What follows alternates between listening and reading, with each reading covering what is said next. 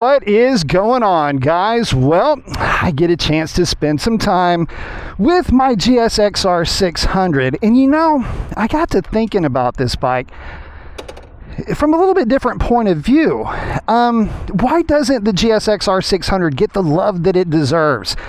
Well, we're going to talk about that while we take this one out for a spin. I have a feeling it has something to do with the fact that its older sibling is known as the greatest sport bike of all time. Big shoes to fill? Yeah, big shoes to fill for sure, but I don't know. This bike's got plenty of chops. I think it can stand on its own 2 feet, if you will. Let's get a sound check. Like it. M4 slip-on with the stock exhaust sounded nice and good. Sounds a lot better than audio is going to do it any justice, I'm sure. So the GSXR 600, you know what's funny about this bike? Is that for a lot of folks, this is GSXR, right? I mean, you think of GSXR Bro, a lot of times it is the GSXR 600. This is going to be the first to come to mind. We're going to make sure we've got an all clear for carousel. Looks like we do. All right, let's get her going. Time for a little horsepower break.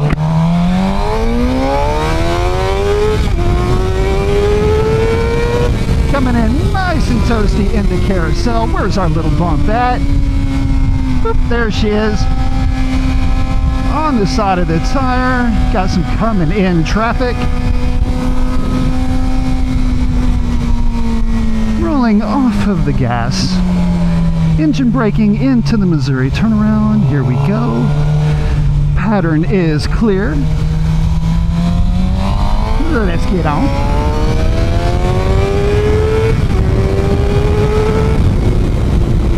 So, we're going to go ahead and enter traffic responsibly. But I do want to talk about the GSXR 600 and why is it that this bike could potentially be a better bike for you than the GSXR 750? Is that even a good thing to say? Can I say that? Well, we can talk about that. First of all, yeah, we got to acknowledge the elephant in the room. It is the baby brother to the GSXR 750. Arguably the best sport bike ever hatched. And I got to say, I'm one of those that would probably argue that point, but its little sister, the GSXR 600, is no slouch. It shares basically all the same components: chassis, plastics, gas tanks, everything else. It just has a little bit smaller engine, but that doesn't mean that it's not as good of a bike, because here's the thing. At least in the North American markets, of the 600cc class of bikes, and I mean true 600cc bikes, this is one of only two, and it's the most powerful of the bunch. I know what you're about to say. What about the 636? Look, the 636 has always been basically an outlier. I used to own one, by the way, so I'm not talking out of turn here. The 636, I guess on paper, it makes more power, but you'd never know it by riding the 636 and then riding the GSXR 600. GSXR 600 doesn't have quite as short of gearing, obviously. It's kind of known for its ability to collect mile an hour, but famously, the 636 is just very aggressively geared. So, in a way, yeah, it feels snappier in some respects, but the GSXR 600 feels smoother, and somehow, I don't know how they work this out, it feels torquier too. So anyway, getting back to it, kind of got off track there for a second. The GSXR 600 shares a ton of components with the GSXR 750, but it is less expensive.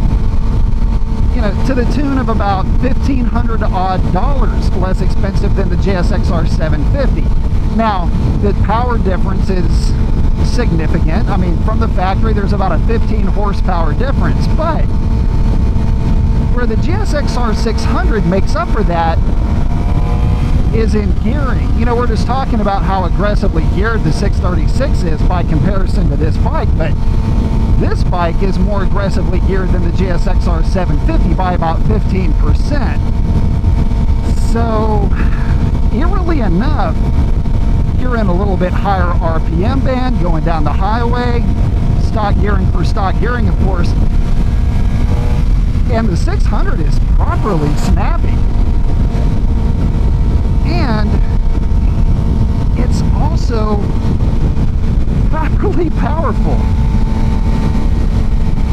Now, on that note, we're going to hold, please, and address our favorite S-turn. Here we go. Come on.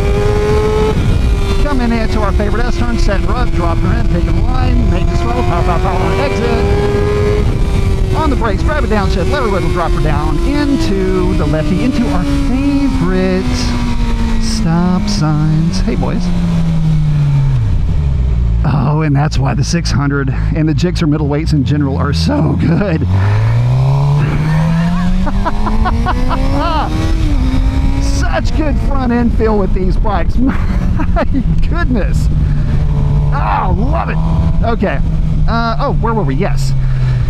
Well, they both handle extremely well. GSXR 600 versus the 750, you would expect that because they share so many of the same components. But here's something to consider with the 600. You know, talking about power, this bike, the way it sits, because we all got to talk dyno numbers, right? All right. Somewhere around 102 to 104 horsepower, the way that this bike sits right now, bone stock, with just that M4 GP style silencer on there. GSXR 750 is going to be about 120, 122. But this is a big but. We talked about the gearing. We got a little bit more RPM to play with. This engine in the 600 is so silky.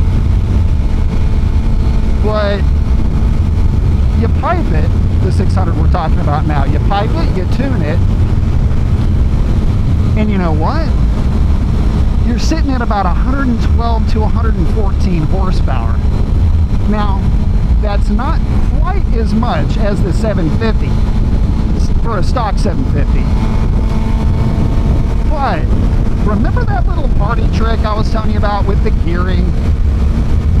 Well, it puts you in a position where you'll have a GSXR 600 that in certain scenarios will give a GSXR 750 fits. Out on your favorite back roads, gear for gear, you're going to be tacking higher with the 600. Up in that higher RPM range, the engine is extremely smooth and the power is very balanced with how it puts it to the ground. It's so nice. Buttery smooth. And again, with a front end feel that is literally, and I mean when I say second to none, I mean second to none. So you'll find yourself accelerating every bit as strong on your 600 out of corners as you will a 750. And that's really the whole idea with these middleweights, is the handling and the feel.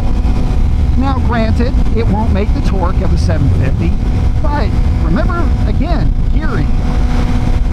The GSXR 750 is the greatest of all time. We have to put credit where it's due, and even if you're not a fan of Suzuki in general, you're going to be a fan of the GSXR 750, but to look down upon the 600, that's a real shame. You're doing, I think you're being intellectually dishonest by not giving the 600 the credit that it's due, because it does so many things so very well, and in its class, for me anyway, It is absolutely the best 600 of all of them.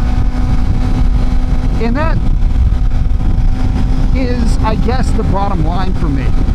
The way that the GSXR 600 feels compared to the 750, the smoothness, the silkiness of this engine, the pluckiness, the punchiness of that power that it makes, it makes it a real difficult proposition, especially if you spend significant amount of time with motorcycles like these.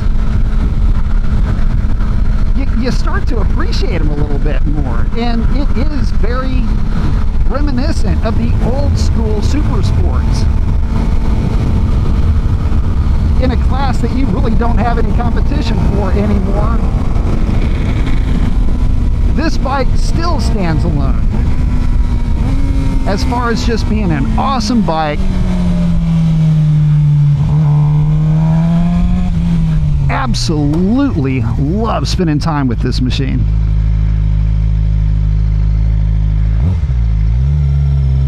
And the funny thing about it, and this is the crazy thing,